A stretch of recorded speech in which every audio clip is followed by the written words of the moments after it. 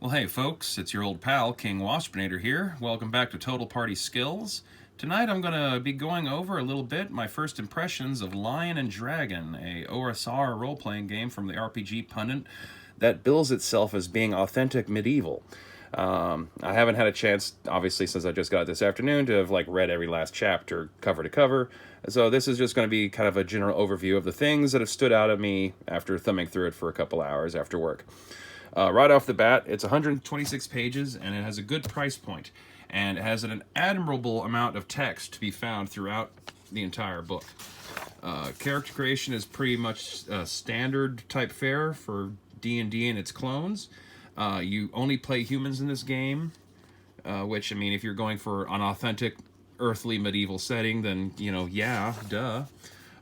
Nice amount of various background tables to determine, background skills and what kind of person your characters were before they started their adventuring career. Lots of good tables on naming conventions for medieval England, Wales, and Scotland. Speaking of which, it's got the 4 classic classes. You got a fighter, you got a cleric, you got a thief, and you got a wizard that they call a magister. And it also has Welsh and Scottish people as classes. I guess the Welsh are kind of like your half magic, half thief, gypsy types for the setting. They're not even really called Welsh. It's Simri, Kisirmi. I'm not going to pretend like I know how to pronounce that. And then the Scots are treated as the barbarians for the setting, which is, as someone who's, about a quarter Scottish, I find that kind of amusing. The game does start you off at 0 levels, so you have to go through that kind of meat grinder start just to see if your characters even survive to go on to having an adventure career. One thing I do find admirable about it is its magic system, and in many ways this is doing some stuff that I myself had been considering doing with magic and OSRs. It gets away from the spell slot kind of setup that regular D&D has, and treats a lot of magic as skills, and has a really interesting section on demon summoning with a lot of random tables to create random demons of various levels of power, which I like that very much. Also, if you can't tell, a lot of really nice, authentic looking medieval style art all throughout the book, but without overwhelming the text, like 5th edition D&D products tend to do. I mean, actually, yes, I very much admire the magic system, and I guess I'm curious to see how much I could adapt it for my own needs in the future. I mean, admittedly, I haven't had a chance, obviously, to even, play test enough to make a character in this. I might make a video about that in the next couple of days and just get a feel for how the character creation system is. But I'm liking what I'm seeing so far, genuinely. Treating astrology as a magic skill, actual things about alchemy, and if you know stuff about history, and there's a lot of good little details in this.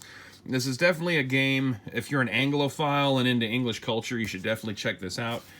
Some of this stuff might not translate to mainland European continental settings, because obviously Scotsmen and Welsh people aren't necessarily going to be your local barbarians, but with a little renaming and adjusting things, you probably easily translate this to other settings like France. Another thing that occurred to me, seeing that this book does not have much actual setting information in it, there are references to the fact that he's got a couple other books out called Dark Albion, I believe is what it's called, that provides more, actual setting detail for medieval England. But something that occurred to me that this would mix really well with is if you want to have an alternative rule system to play Cthulhu Dark Ages with. If you want to have a more D&D feel to your Cthulhu Dark Ages games and not use the Chaosium character creation system, Lion and Dragon might be a good choice for that. And, well, I guess that's really about it. The monster section's pretty thorough and nice. The magic system is very detailed.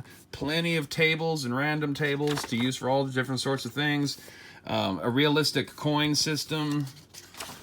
Actually includes encumbrance. I mean, it's a pretty decent book from what I can see of it so far. A good amount of magic items. It's got everything you need to play from what I can tell.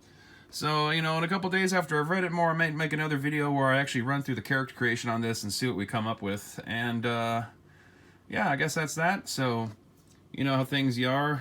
It's YouTube. You'll want to leave a comment telling me how much I suck as a person and tell me all these things I don't know about the person who wrote this book. And hit thumbs down.